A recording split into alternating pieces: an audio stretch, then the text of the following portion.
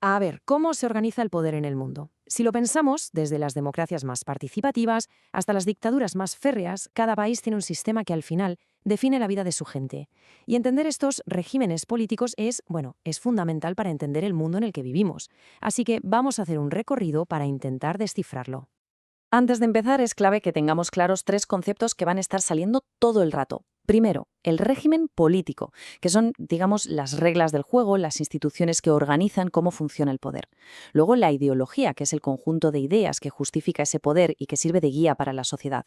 Y por último, el autoritarismo, una forma de gobernar totalmente antidemocrática, donde el poder se concentra en muy pocas manos.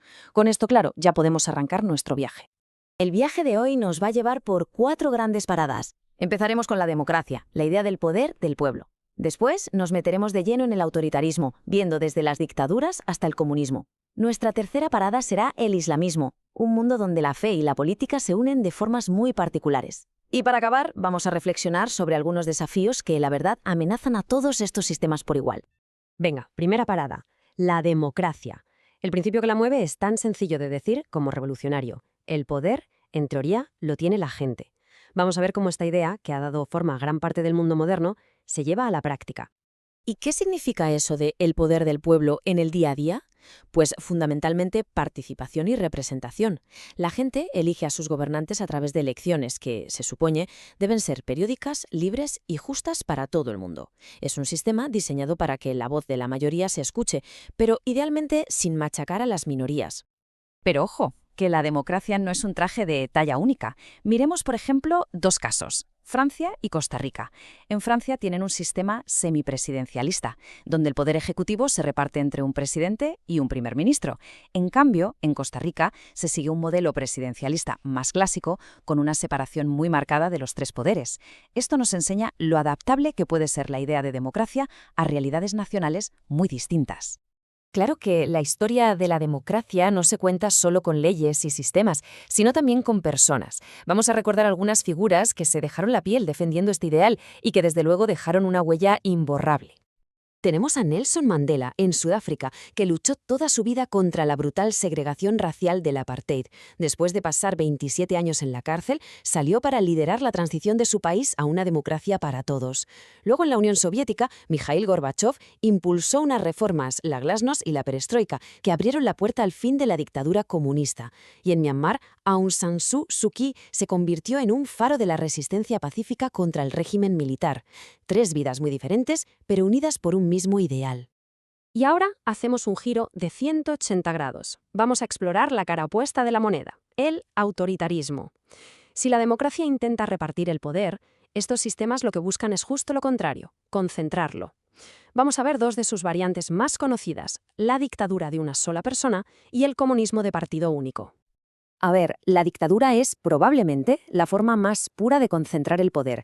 Como dice la definición, todo, absolutamente todo, gira en torno a un solo individuo. Esto, claro, significa que no hay separación de poderes que le ponga límites, ni una oposición que le pueda rechistar.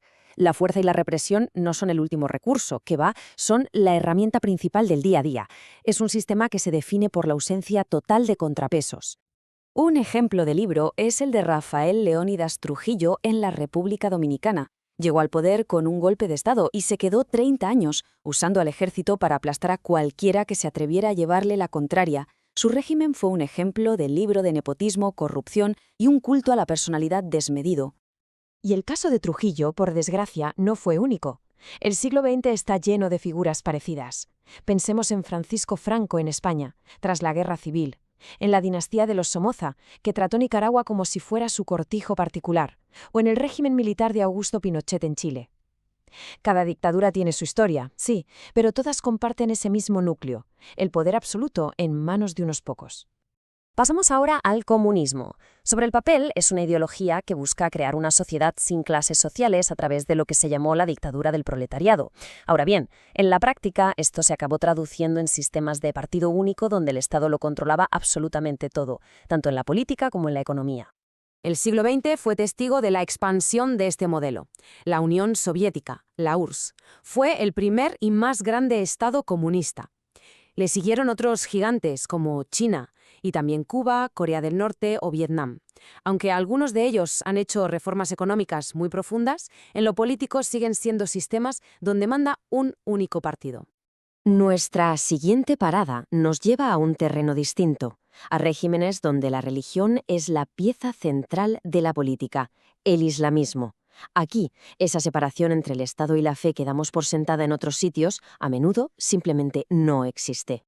En estos sistemas, esa línea que en Occidente solemos trazar entre lo secular y lo religioso se vuelve muy borrosa o directamente desaparece. Las leyes y la forma de gobernar no salen de una constitución laica, sino que beben directamente de los principios del Islam. El Corán, su libro sagrado, es a la vez una guía espiritual y en muchos casos la base de todo el código legal. Pero mucho cuidado porque islamismo no es un bloque homogéneo, ni mucho menos. Fíjense en la tabla. Arabia Saudita es una monarquía absolutista. Pakistán, por su parte, tiene un sistema parlamentario y la Autoridad Nacional Palestina se organiza como un sistema semipresidencialista. Esto demuestra que dentro del mundo islámico hay una diversidad de gobiernos enorme. Y aquí, por supuesto, también encontramos figuras que han pasado a la historia. Benazir Bhutto de Pakistán rompió todas las barreras al convertirse en la primera mujer en liderar un país musulmán en la era moderna. Y Yasser Arafat, el líder palestino, fue una figura clave del nacionalismo de su pueblo y llegó a ganar el Premio Nobel de la Paz por sus esfuerzos para buscar una solución al conflicto. Y ya para ir terminando, vamos a reflexionar un poco sobre algunos fenómenos políticos que, la verdad, pueden aparecer en cualquier tipo de régimen y que son un desafío tremendo para conseguir un gobierno justo y estable. El autoritarismo, del que ya hemos hablado, es una de estas condiciones. Y no es algo exclusivo de las dictaduras, ni mucho menos. Como se ve en este diagrama, sus rasgos son el uso de la violencia para gobernar, la supresión de derechos y el abuso de poder. Y estas características, lamentablemente, pueden brotar hasta en las democracias más consolidadas. Este mapa conceptual nos muestra un caso histórico que pone los pelos de punta, el ascenso del nazismo. Sigamos el hilo. La crisis mundial de 1929 destroza la economía alemana. Esto provoca un paro brutal y hace que la clase media pierda toda la fe en la democracia. Y ese descontento, esa desesperación fue el caldo de cultivo perfecto para que Hitler y el partido nazi se hicieran con el poder. Un recordatorio terrible de cómo la inestabilidad económica puede ser una amenaza para cualquier sistema. Otro fenómeno que pone en jaque a los sistemas establecidos es el populismo. ¿Cómo lo reconocemos? Pues por su discurso nacionalista, a menudo con tintes autoritarios, que va en contra de los partidos y las instituciones de toda la vida. Normalmente hay un líder carismático que se presenta como la voz del pueblo y que promete soluciones sencillas para problemas que son muy complejos. América Latina ha sido un terreno especialmente fértil para el populismo. Figuras como Perón en Argentina, Getúlio Vargas en Brasil, Lázaro Cárdenas en México o, más recientemente, Hugo Chávez en Venezuela son citados a menudo como ejemplos. Aunque son muy distintos entre sí, todos tienen en común que construyeron una conexión muy directa con las masas, muchas veces pasando por encima de las instituciones para poder aplicar sus programas. Y todo esto nos lleva, de alguna manera, de vuelta al principio, a la idea de que ningún sistema es perfecto. Sobre todo la democracia, que no es una meta a la que se llega y ya está, sino, como dice esta cita, es un proyecto en construcción, algo constante que exige que estemos alerta y participemos para que no se venga abajo por todos estos desafíos.